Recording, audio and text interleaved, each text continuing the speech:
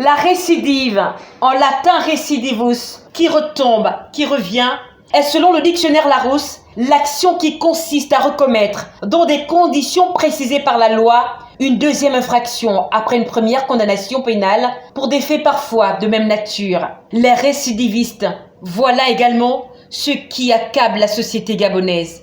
Bon nombre de délits sont commis par eux. À bien regarder, et en tenant compte d'un certain nombre d'informations, la majorité d'assassinats qui ont dernièrement endeuillé des familles sont commis par ces individus connus du milieu carcéral.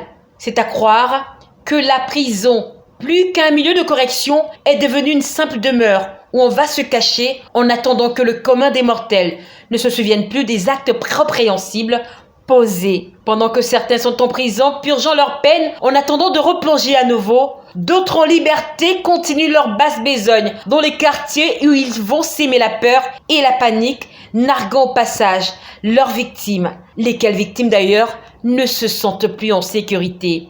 Doit-on dire que par la montée fulgurante du taux de criminalité, le système judiciaire a montré ses limites.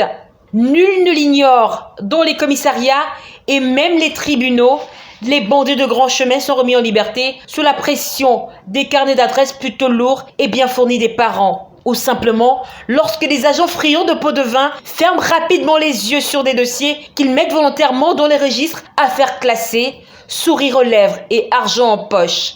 Avec la corruption, la négligence dans le traitement des dossiers et les implications tout azimut, on se demande à quand la fin du cauchemar. Mon Dieu, où va le Gabon? S'interrogent les Gabonais lucides face à la montée en puissance de la criminalité. Il devient facile d'ôter la vie à son semblable. Les braquages, les vols à la sauvette, les viols, les bagarres ne seraient visiblement que des étapes d'une formation machiavélique dont le sommet est le meurtre qui impose respect, soumission et admiration chez ces bandits. Avec l'avènement au pouvoir des militaires, on croyait que ce phénomène disparaîtrait, mais force est de constater le contraire. Est-ce un esprit qui prend possession du pays? Si tel est le cas, qu'attendent les hommes de Dieu pour nous en délivrer? Ne dit-on pas que notre force s'arrête où commence celle de Dieu? Ou simplement que, comme d'autres vices, la criminalité est un indicateur de démocratie? Le CTRI est-il déjà essoufflé en matière de lutte contre l'insécurité? Des questions qui attendent éventuellement des réponses, car l'heure est grave, surtout que le chef de l'État a fait la promesse de gracier un bon nombre qui recouvrera d'ici peu la liberté.